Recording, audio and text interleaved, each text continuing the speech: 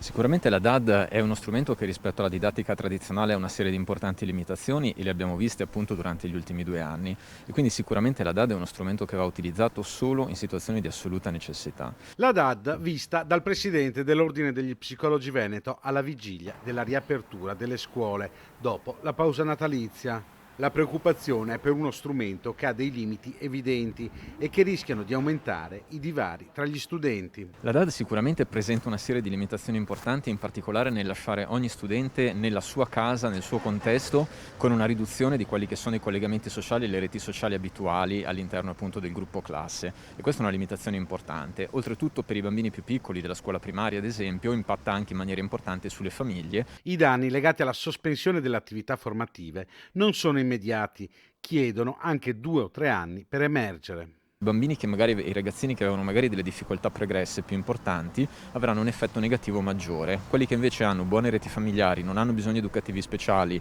e sono seguiti sufficientemente bene, avranno un effetto negativo minore.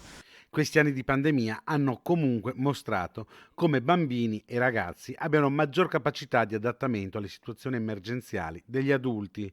Un supporto psicologico all'interno delle scuole potrebbe aiutare giovani e giovanissimi. Un progetto era stato attivato per lo scorso anno scolastico.